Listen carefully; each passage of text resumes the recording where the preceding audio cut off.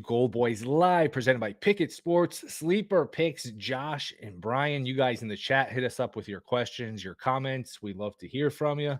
Kind of a weird night last night. No NBA, no baseball. So it was sort of an empty night, transition to college basketball. There was some random college football on. How did you guys occupy the night? What are you guys looking at for tonight, NBA? I actually enjoyed the night off. Yeah, I didn't bet. I like the night off. I thought it was nice. I thought it was kind of nice, especially with we talked about on the show all the time how was it from like the 3 weeks on until like after Thanksgiving. There's like sports every single night at some capacity, so it was kind of nice to have a night just to not. I actually get to see people. Like I saw real human beings out in the world. It was crazy to go do that. That's unfortunate for them, but Yeah. And I was the same way. I'm sure I didn't like grace anybody with my presence, but I was hanging out with a few people as well and like playing a soccer game. It was a wild time to be off the couch, not watching a million different sports. So but I'm pretty ready to get back into it. I had a pretty good like Sunday into Monday, so I'm like actually pretty ready to start betting again. yeah, I mean, we were just joking about it off the air. Like they try so hard, the NBA. Like I get it, election day, you want to encourage people to vote. They try so hard. Like who's gonna not vote because like the Hornets are playing the Hawks or something? Like you're either gonna vote or you're not. Here's the only thing I'll say, and then we'll just like we could put it to bed because what the problem is just the NBA just left in this archaic rule that became archaic within 2 years because COVID isn't a thing anymore, and there's a lot less like it's not a major election, which it was 2 years ago. Right. So you know what I mean. So now you've got them leaving in a rule that was in place at a completely different time that has no impact on today, and they just like forgot to take it out, I guess. And now they just look dumb and like they're trying hard for no reason. It's just all stupid. Like, can you imagine if the NFL election day landed on an NFL day like the NFL? Oh, we're going to cancel our games. Like, no chance. It's just the crazy. president of this country would never allow election day to fall on a Sunday when there's football. So, like, don't worry about that. Right. What do you guys got tonight? There's a lot of games, obviously, with nothing last night. You got, I mean, Celtics, Sixers, Heat, Grizzlies, an interesting one. Both teams are sort of struggling here. Suns getting +1 against the Bulls is shaky. I'll throw to you, Brian. You could start wherever you want here. Your best looks, your best spots, whatever you got here.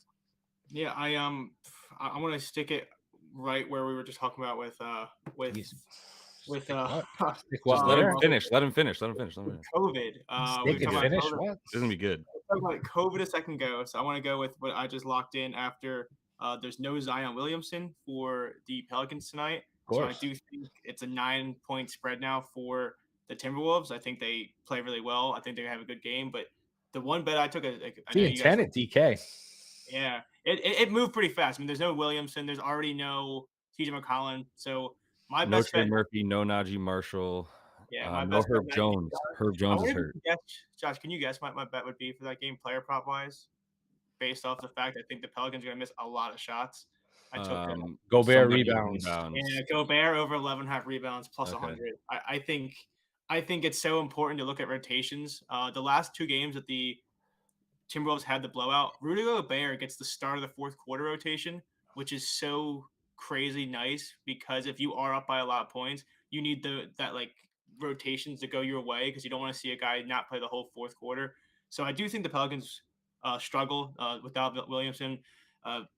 Jonas Valanciunas is not that good of a basketball player, and because they don't have Zion, they don't have a chance to have him pull Rudy from the rim because with the size they have now, I imagine that Karl-Anthony Towns is going to be taking a lot more of that assignment. So I just think Rudy Gobert is going to have like 4 or 5 offensive rebounds in the first half alone.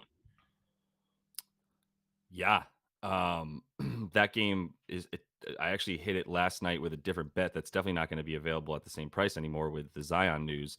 But as soon as Herb Jones was out and they started putting out lines for that game, I took Ant 20 points plus and the win for Minnesota. Already just being like, they don't have their point guard. They don't have their two best wing defenders.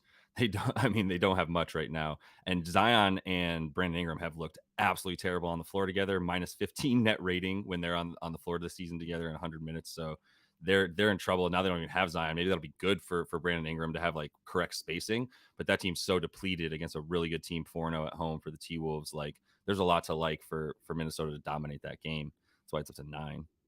So yeah. I'm with that one of you. Yeah, we're 10 at DraftKings. We did this a lot last year, Brian, where these guys, they sit out a bunch of people and like we joke, half joking, like, oh, should we just take the money line for the hell of it? And more times than not, like oh, they're sitting everybody. They I have no wonder if chance. that's And they gonna end up happen this winning for year. whatever reason. Yep. Last year was a big thing. I wonder this year I haven't noticed it as much, but we're still Me early in the year. neither. We haven't seen many full tanks yet, so we have Well, to. the other thing is last year we were doing the show right closer to tip time, so we had more clarity on who was out, and we get like the wave, like this guy's out, that guy's out, this guy's out, and then you look up in the first quarter and they're up by It was like the 15 Sixers game points. that they beat the Heat. That was the Oh, big one. it was a bunch of them. And I'm just saying, that was the one where I we're like remember that one. first bet That's it. a And really good call though, by the way. Like for that time period, what's that? That's like 2 hours before most tips, right? The very first tips. If it's at like 5 p.m. Eastern, if we do a show around then, that's like a really good like NBA official and injury report coming in. Is there a way to like beat any books kind of stuff? Like that's a good time for that. The hardest part about trying to do an NBA show like we do every day is noon is almost like a good time because you have a little bit of clarity, but you also don't know anything. But if you do 5, you're almost at the point where anything you talk about doesn't matter because all the lines will be stale because Yeah. the way things move in the league. And Is well, crazy. and the problem is any games that are on the West Coast, like their shoot arounds end at like noon local time, which isn't until 3 Yeah. p.m. Eastern. You know what I mean? So that's like they're not even up at practice yet, basically, or just getting there. So it's 14 games though. So I mean, be wise with the way that you just start shelling out bets for sure. I know Brian's really good about that, not just spreading it around, but I would also point you towards that Philly and Boston game. My gut is like Philly hasn't proven it against anybody. I would take Boston with such a small spread. They're at like even -1.5 still is the best number for them I can find. The other thing is Porzingis. So using some of that pull Joel away from the basket kind of theory, which worked the other day with a different center that hit threes against him. KP over 16.5 points for Porzingis, over 1.5 threes as well. It was about even money last night. Might be a little bit juiced down. I'm not sure because he is averaging 2 on the season. And it has put up a bunch against JoJo. Averaged 2 a game in his last 3 against Joel. Averaged about 20 a game in his last 3 versus Joel. So I think this they'll be relying on him a bit in this one to like I said, pull Joel away. Have you factored in the fact that Kelly Oubre is the best player in the NBA? So maybe the Sixers have a chance tonight. Have you factored that in? What's going on in Philly that people are getting better when they come there? Like the vibes are high. It's crazy how High much vibes. of just a cancer one player can be. I think it's more Nurse. I think Nurse is I a think much Nick better Nurse. coach than I mean, Doc. this offense is so much more fun to watch. Like I don't care. We talk about it all the time on the show too. I don't care how good the two players you have. If you run a 2-man pick and roll as your 110% offensive play sheet, it doesn't work. But the No one else Phillies, gets involved. Tobias the Harris is a different player. It's crazy. And Not let's just keep hitting in 20. mind though, let's keep some perspective. This is the Sixers. They always look good in the regular season. It's the playoffs where Embiid gags or It'd he's be hurt cool to see or Nick like it's Nurse just have a team in the playoffs too, because I do think that the offense just looks a lot better, and I'm glad that we have Josh here because I did text him yesterday. I did bet as we talk about all this, offensive movement and all this good stuff about the Sixers. I took Joel Embiid over 4.5 assists. I think if it's at 4.5, I'm just going to keep taking it. Like at this point, I've taken it 2 or 3 times. Um, I would imagine there's a situation that Boston tries to make sure he doesn't score, and we saw Julius Randle, who's been absolutely ass this year, get 7 assists against the Celtics. I think Joel Embiid has been passing the ball a lot better. He's averaging almost like a little over 6 assists.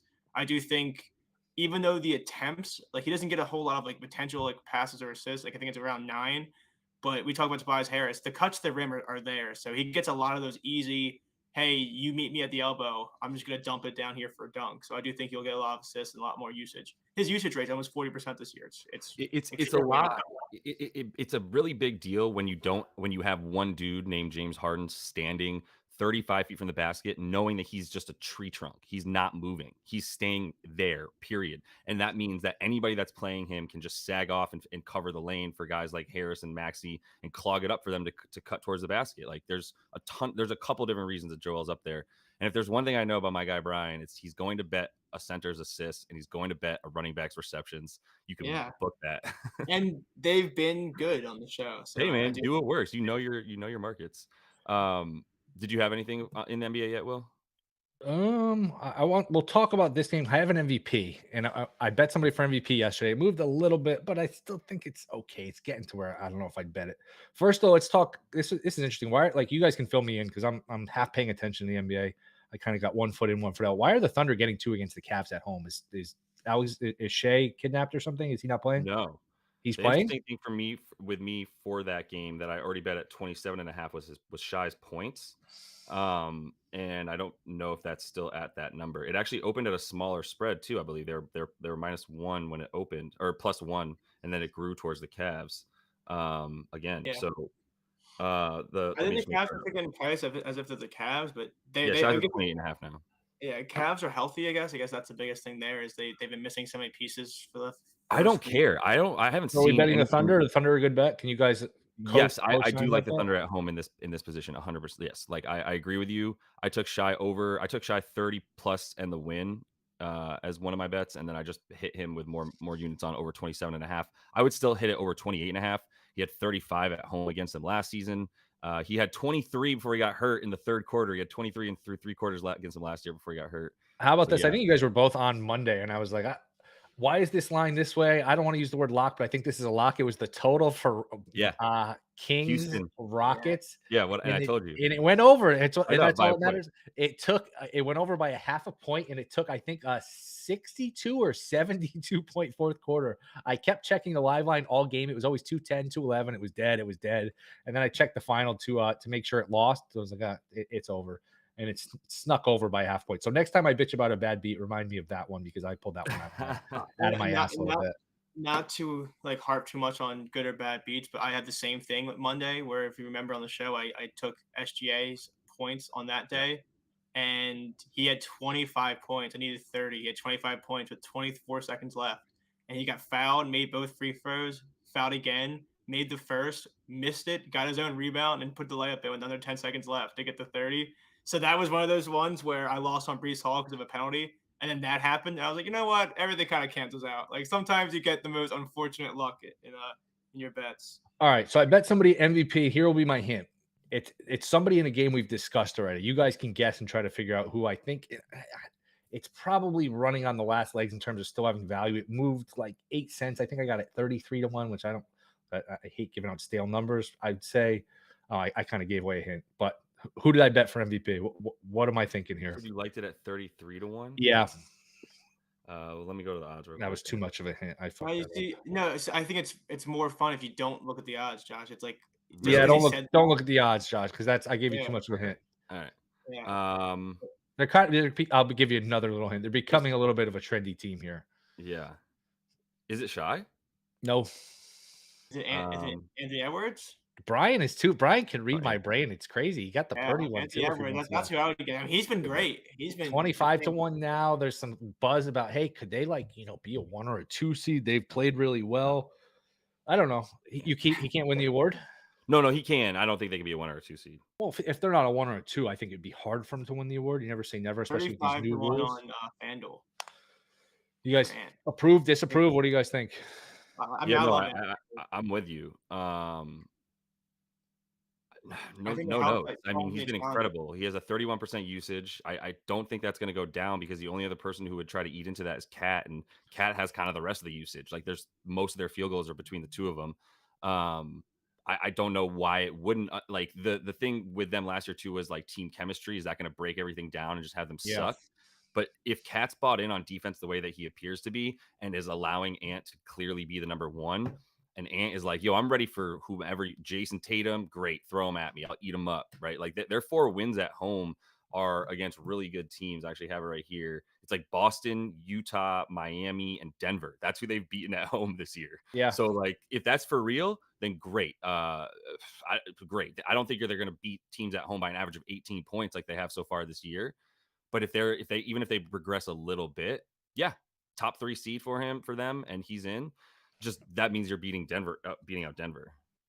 Somebody said it's going to Luka or Tatum. Yeah, I mean those guys are plus 425 and plus 750, so those guys are favored. I mean, I don't know why you would automatically just count out Jokic, but I mean, look, we're 6 games into the season. I'm not going to start sitting here. It's one of 2 guys, and nobody else can win it. Like, there's a lot of game left. There's a lot of season left. I just thought 35 to 1. Like, it's still 35 to 1. I guess it's not stale, and I guess I even got a bad number. So, 35 to 1. I don't think it's a terrible bet. No, I think the biggest thing Josh mentioned there too is the usage rate, because his usage rate is at the same level as some of these other guys we're talking about that are shorter on the odds. And the only guy that can eat into it is Cat, and Cat's looked terrible this year. He hasn't looked good. Yeah. And that's gonna be big for a team like that relies on faster pace at sometimes. And Anthony Edwards kind of kills it in that regard. So he could have a monster season. We can get to whatever other games you guys like. Is there how much of Milwaukee have you guys watched? I know there's some concern that he's this hasn't worked well. They haven't been good on defense. He said no, it's pretty obvious. Like last year, everyone knew early it's either Jokic or Embiid. Yeah, I mean, not a weekend. So, are you guys concerned about Milwaukee? There seems to be more of a gap between Boston and Milwaukee than we might have thought coming in.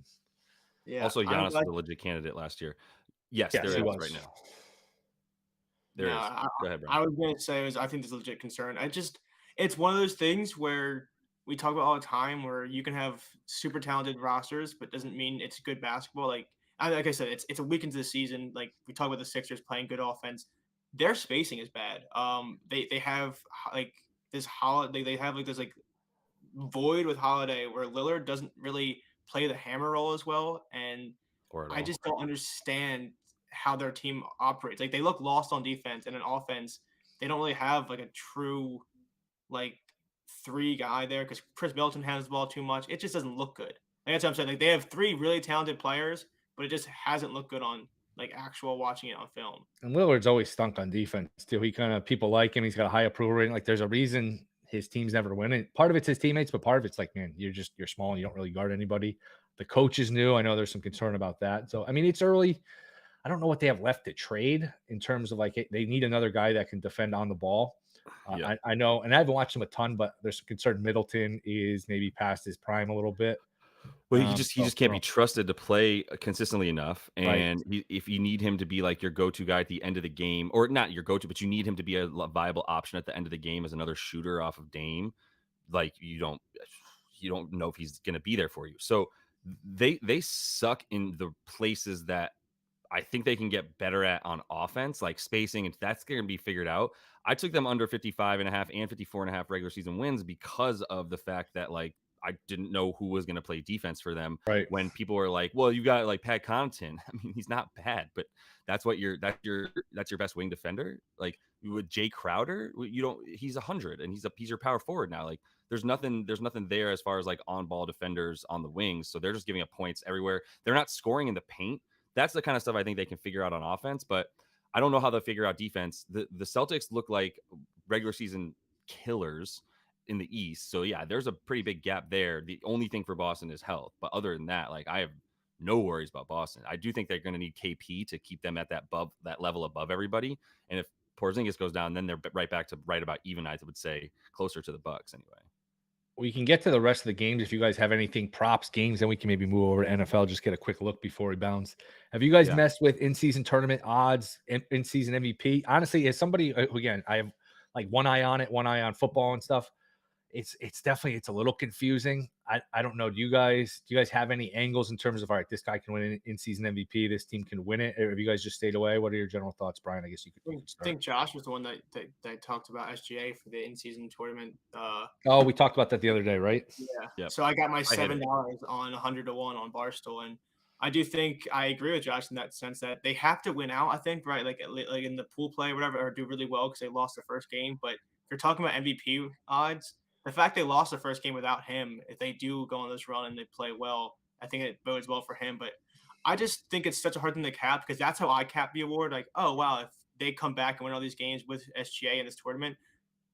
But like that's how I think about it. Is that how they're gonna think about it? Because it's such a weird spread out tournament where it's not like it's not like a 7-game series where you can like, oh yeah, they didn't have him, and then he came back games 2, 3, 5, and they went on a tear. It's like, oh yeah, they didn't have him 6 weeks ago. That random game at the Friday Night Light. Like it's like I don't know. Weird spread out. I don't know how I don't think so. Like the thing is, they're trying to make every even regular season in-season tournament game a national game. Like they're trying to get as many of those on national outlets as they can. The thing is like I still don't think that the public will put as much gravitas into it, right? Until they're looking at the court in Vegas, and that's the tournament, right? The semis and then the finals. So I think if you've gotten your team there, then it matters. One other little like potential angle for why it's like it would be SGA is like most of the guys on his team are on rookie crap contracts. $1 million is a lot of money. They all get $1 million. Like I think like Jalen Williams and Chet Holmgren, maybe not Chet at this point. I think he was NIL, but you get what I'm saying. Like they could still use $1 million Well, yeah, compared to Chet got guys picked that- second or what was he, second or third pick? So I think he was the second pick. So Chet probably got Yeah. some money, but He to still your got point, good he's money, still a but good there's one. plenty of guys, that Sure. aren't lottery.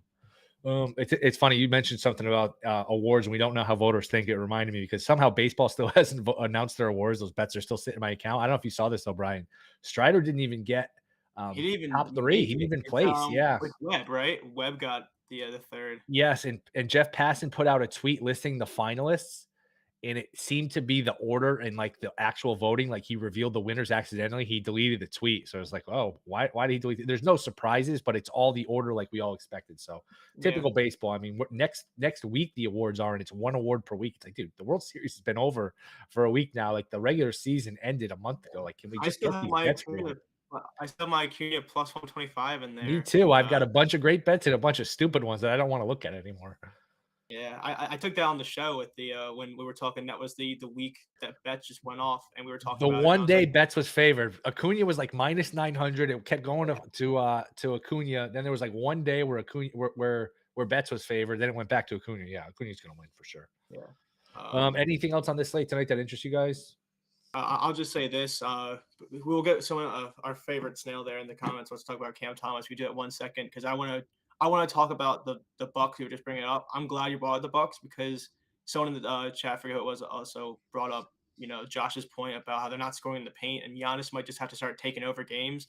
I think this is a game tonight where I actually want to take Damian Lillard's under in points, 25.5. I think this is a game where I think I read this right. I think Giannis is going to have the bigger game. And if you look at this team, they should smoke the Pistons by all means.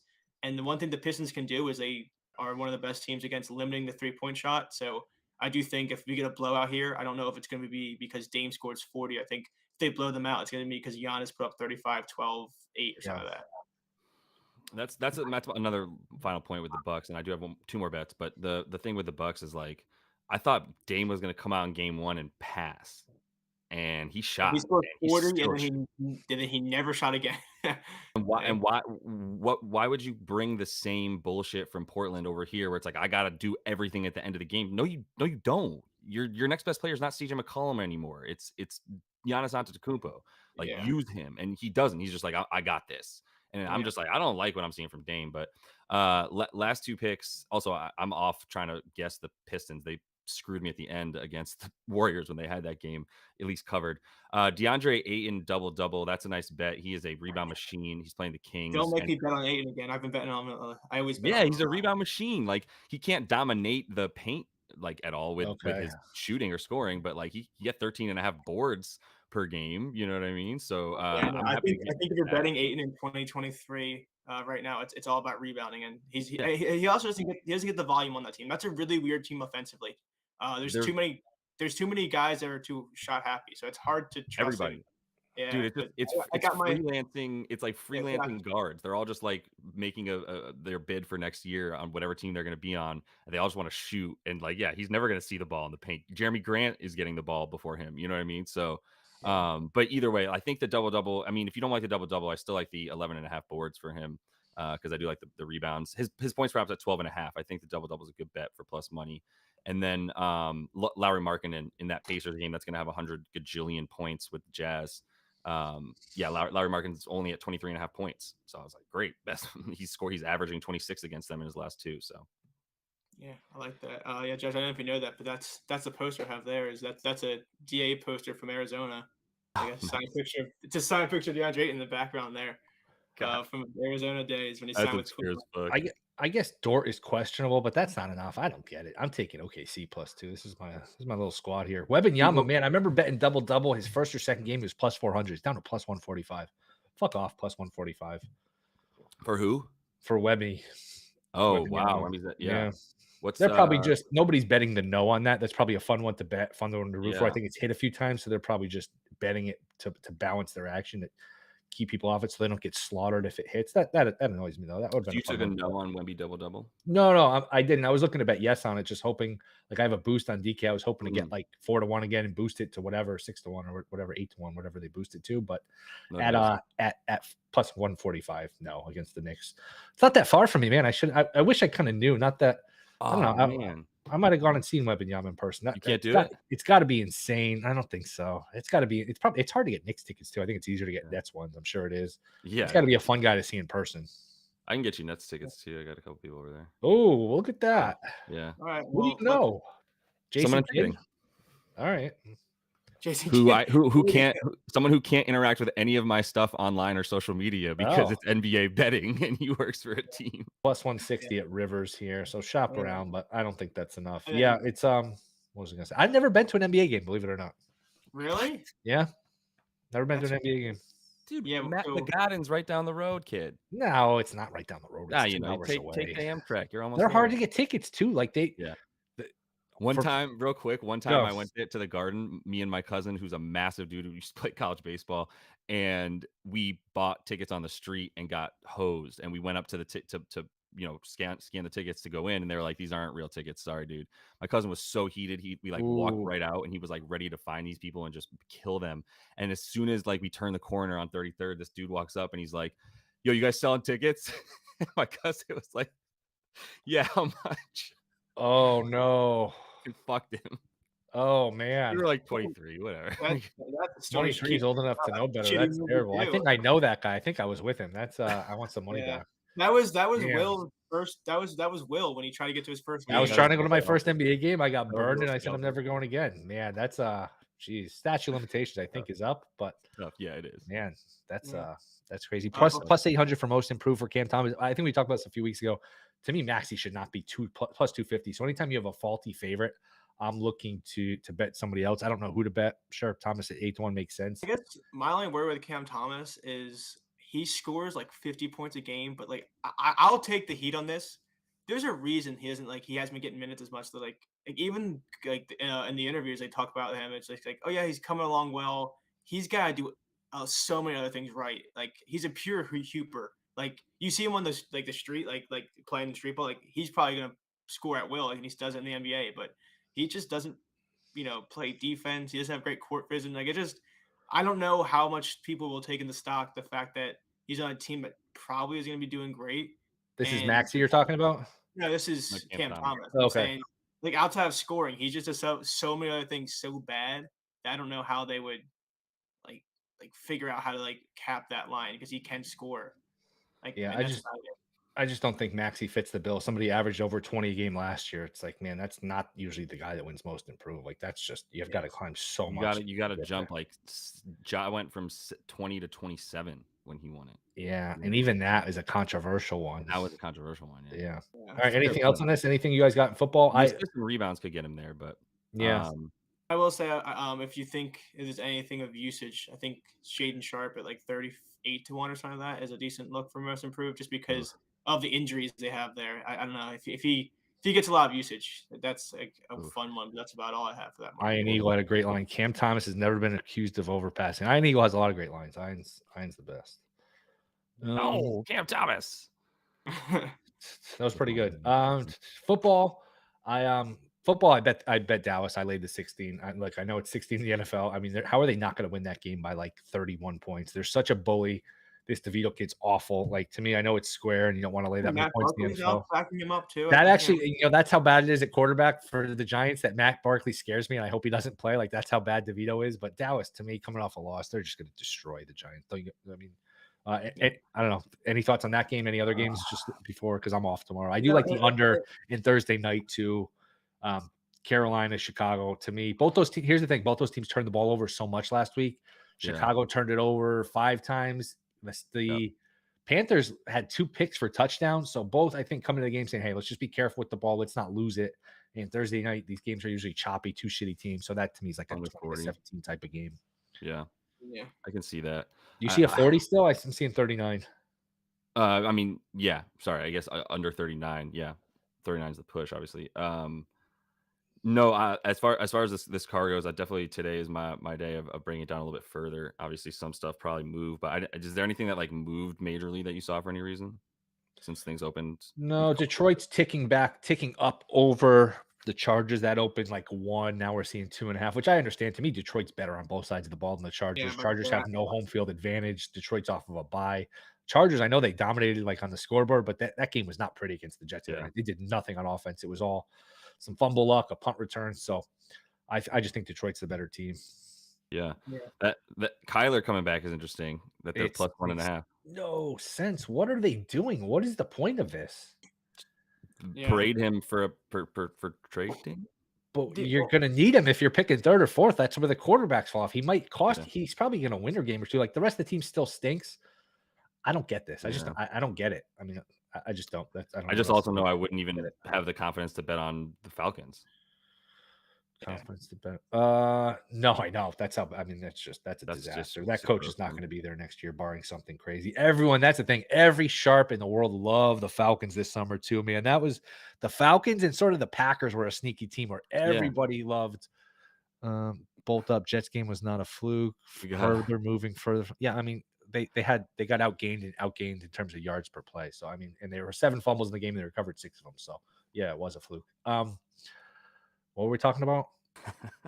I lost my train of thought. What No, the I hell were we think talking about? Oh, the Falcons. How everyone loved the Falcons and everyone loved the Packers, and it's like, man, both teams stink. There's some bad teams. There's just some really bad teams. How much are the Jets ruining primetime football by being in every Oh, fucking game?